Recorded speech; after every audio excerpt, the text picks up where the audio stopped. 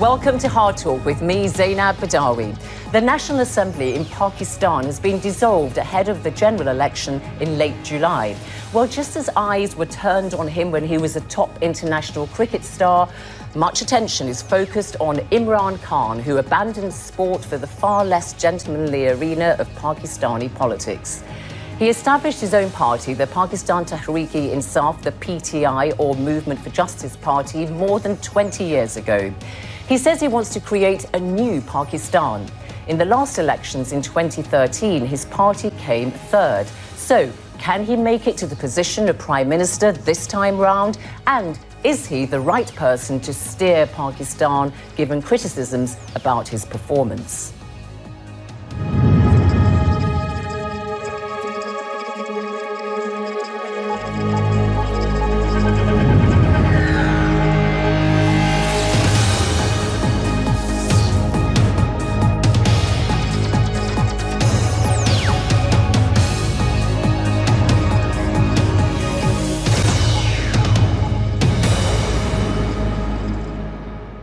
Imran Khan in Islamabad, welcome to Hard Talk. What makes you believe you have the expertise and experience to run a country as complex, populous and diverse as Pakistan?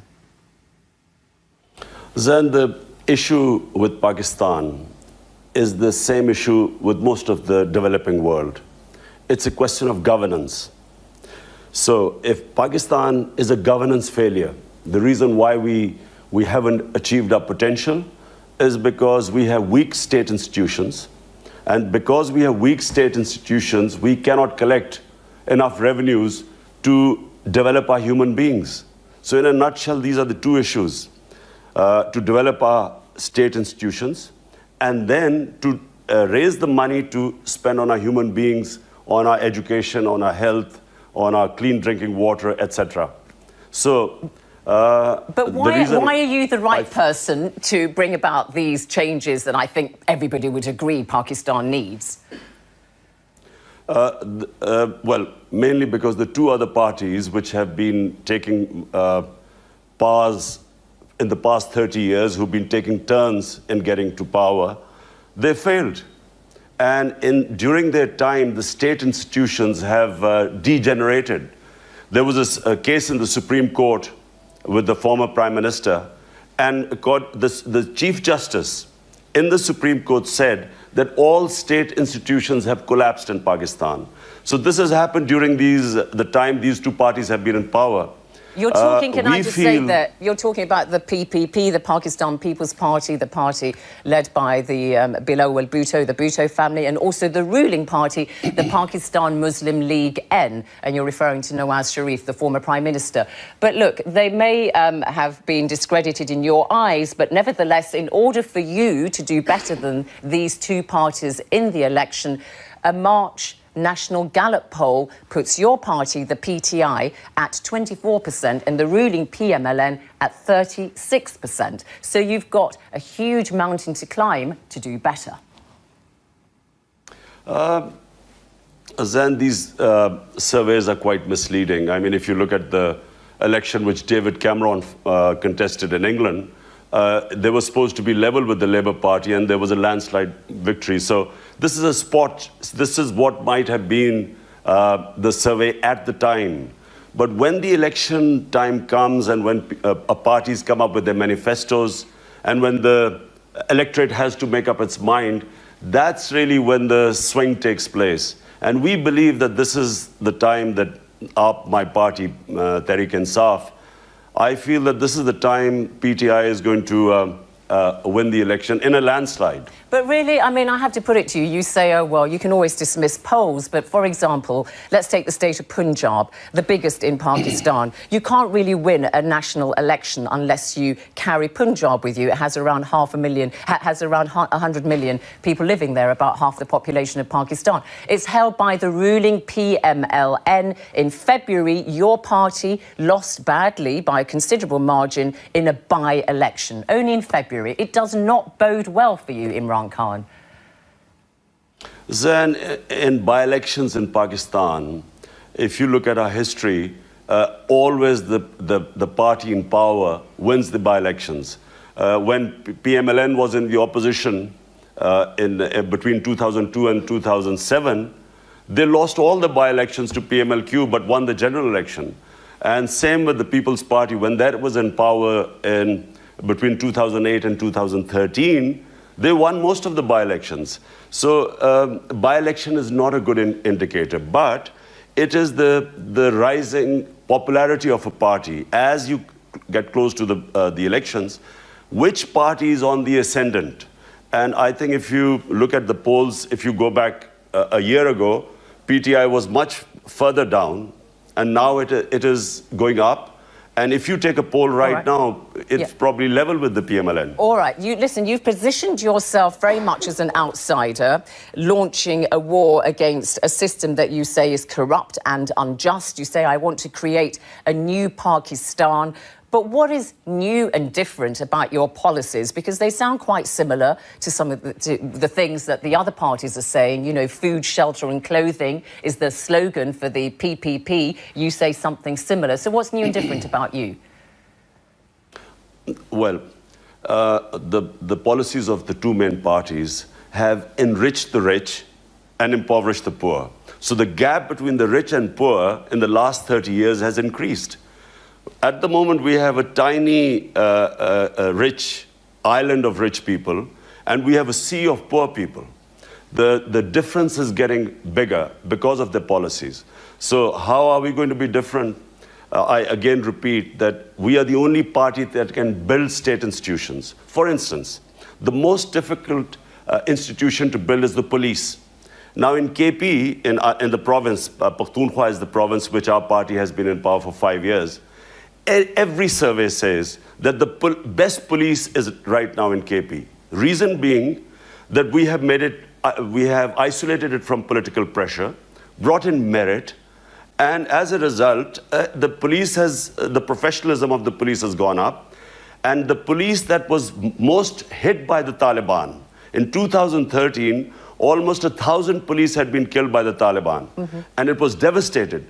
Today, it is the best police force. But crime has come down, terrorism has come down. So I'm just saying that parties that destroy institutions, history tells us they can never build the same institutions again. You bring up your record in the province of Khyber Pakhtunkhwa, KP for short, which your party, the PTI, has held for the last 5 years.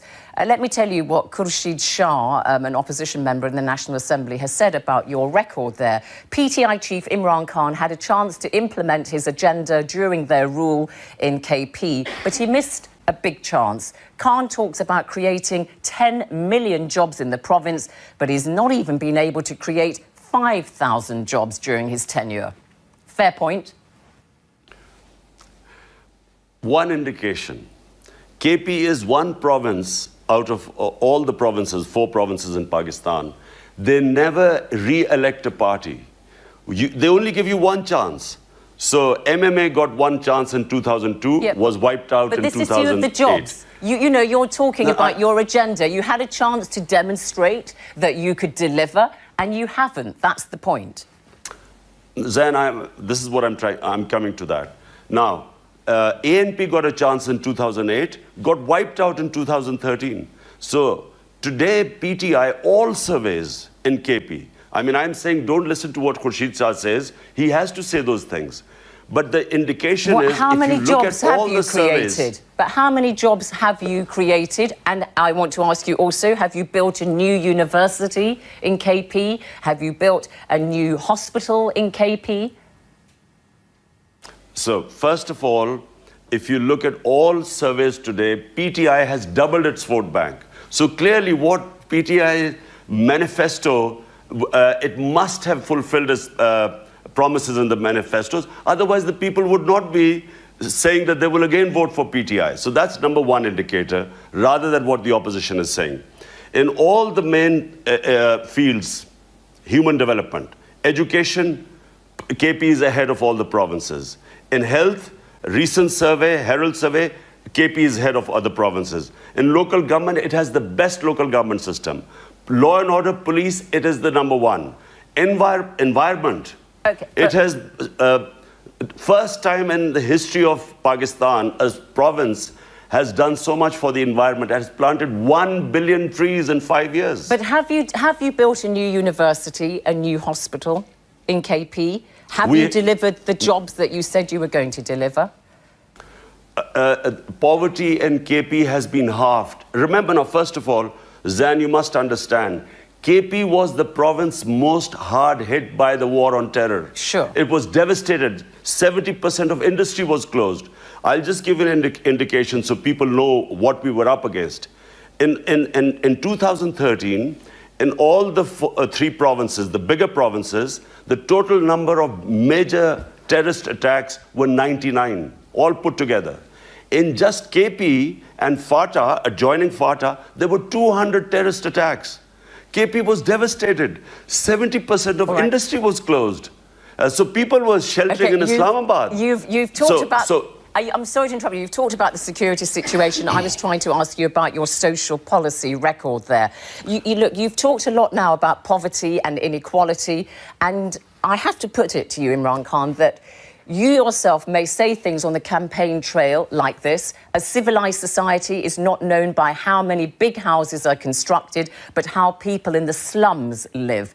Yet you live in a beautiful villa in the hills overlooking Islamabad, which is worth some several million US dollars. And that kind of jars with your message, doesn't it?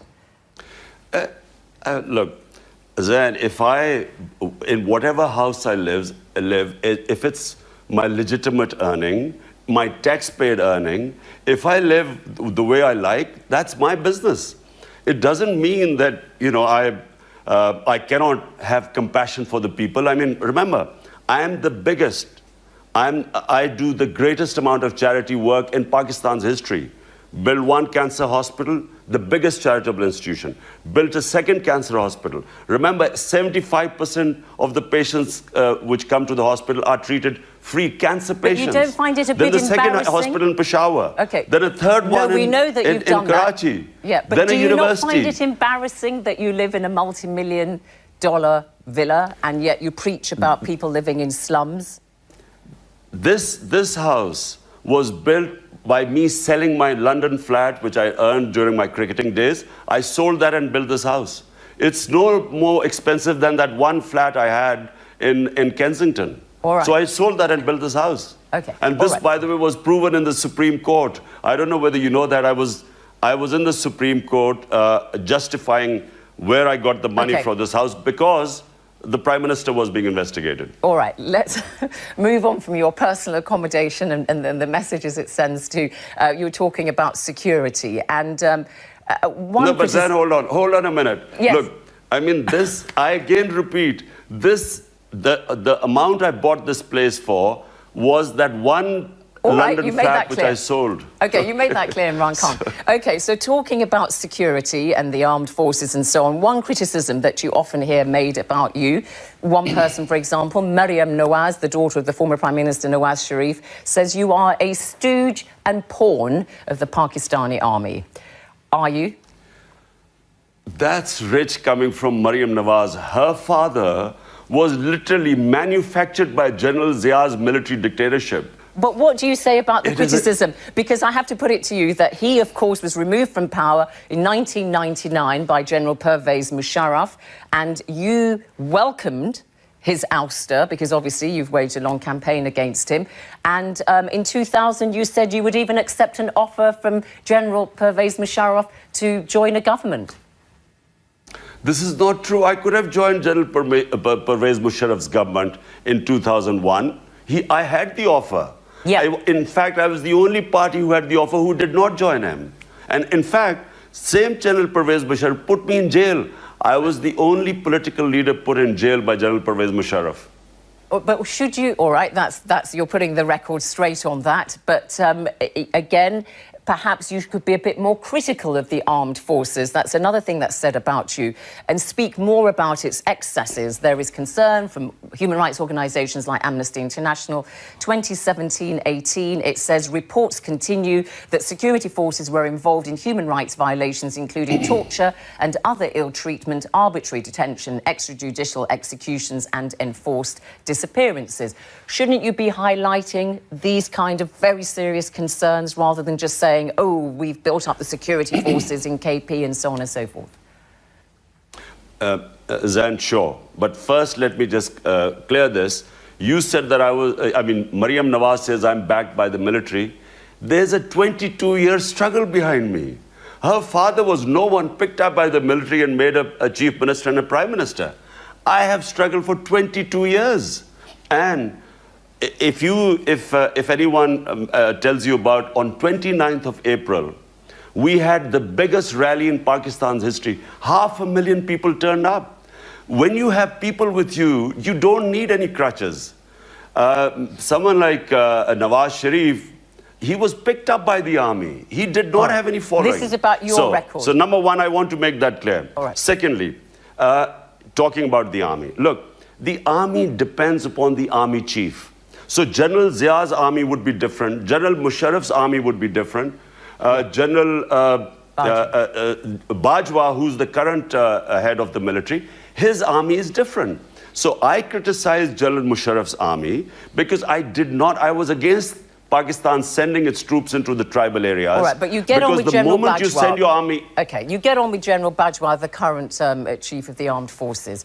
All right, you've made that clear, then, your position on the army. I also want to put another thing that is said about you. But I'll tell you, Zain, why I'm with General... You've made it clear where you stand. But I need to tell you why General Bajwa. Yeah, no, that's fine. You've made it clear. I was not bringing any criticisms in about General Bajwa or anything like that, just asking you to speak out more about some of the rotten apples in the armed forces and the actions that they carry, according to human rights organisations.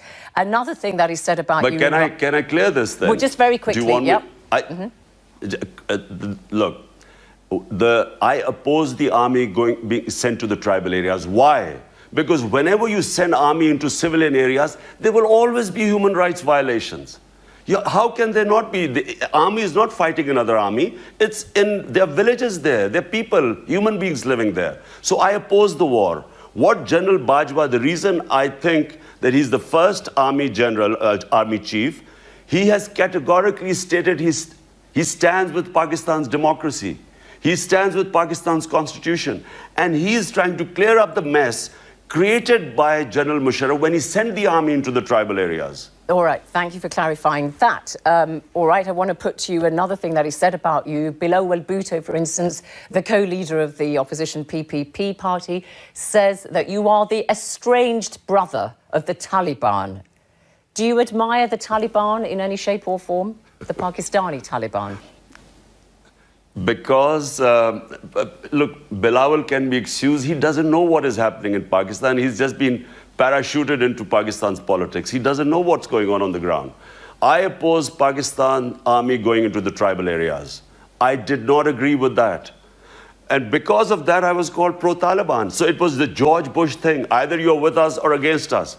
So if you're anti the war on terror, that means you're pro-terrorist. The tribal areas. So this is as naive and silly as that. All right, but where do you stand on the Taliban, Imran Khan? Because in June 2002, you addressed a workers' convention in Pakistan and said you were very much inspired by the Taliban system of justice and that I will establish the same system in the country after assuming power.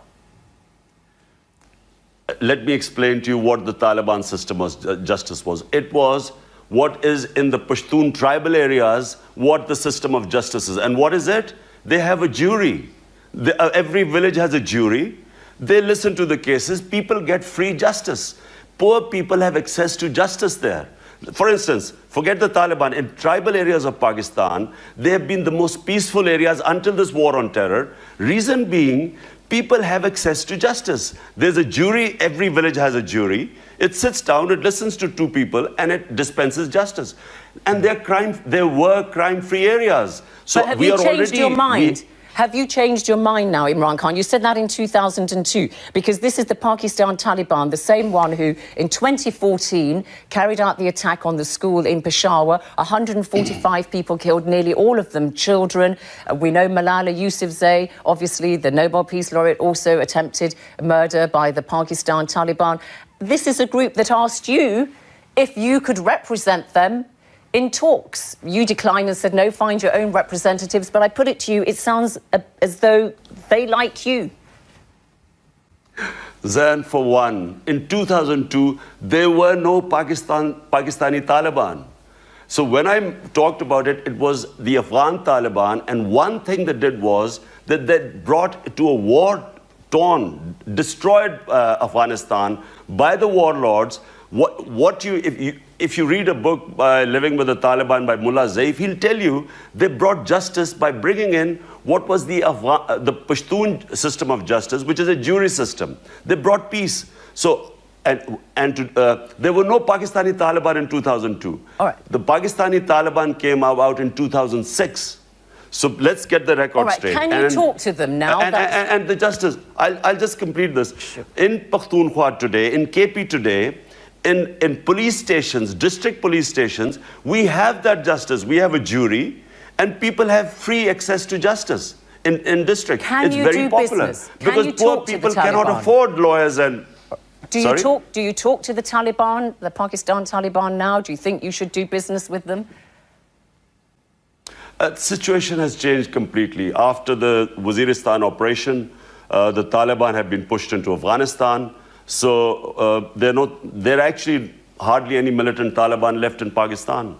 Actually, we have more danger from ISIS, because ISIS has is on the borders of Pakistan's tribal areas in Afghanistan. So now there is more danger in the future from ISIS. All right. Talking about the terror threat, I just want to touch on America, because there's been concern about some of the anti-American sentiment coming from your party. I give you just one example. Shireen Mazari led a chant recently in Lahore proclaiming anyone who is a friend of the US is a traitor. This is a country, after all, that's given Pakistan over the last 60 years about $67 billion. Admittedly, most of it in military aid, and yet it's been a very generous donor. So what is your position? Just set the record straight. Are you anti-American? Well, first of all, Shireen Mazari has views. They are always within a political party. There are views ranging from one side to the other. So, every party has that. But let me make it clear. Pakistan has to be friends with America. United States is a superpower. But where most of us felt deeply hurt is when Donald Trump blamed Pakistan for the failure of the United States in Afghanistan. We felt that here was a country being made a scapegoat, a country that had 70,000 people killed fighting the US war. We had over $100 billion lost to the economy because General Musharraf took us into a war which was not our war. I opposed it. And at the end, the humiliation. I mean, to be made scapegoats for their failure in Afghanistan. So are you anti-American? Which was one of the... Are you anti-American now? If I criticize policies of Pakistani government, am I anti-Pakistan? All right, so you're not anti-American. How naive is it that if you criticize a policy of the US, you are dubbed as anti-American? All right, so you're saying you're anti-American. Again, that George Bush either with us or against us. All right. Finally and briefly, Imran Khan, I put it to you that your personal life over the years has attracted a lot of attention. Your 3 marriages, you've just had your 3rd marriage, and you were married to a British heiress, Jemima Khan, a short-lived marriage to a very glamorous TV presenter. Do you feel that that kind of slightly taints your image as a pious Muslim amongst your followers? Look, our private lives... there are a lot of influences on our lives, a lot of things happening in our personal lives, which result in as has been the situation with me. This is my 3rd marriage. I do not think that has anything to do with the public. Imran Khan in Islamabad, thank you very much indeed for coming on Hard Talk.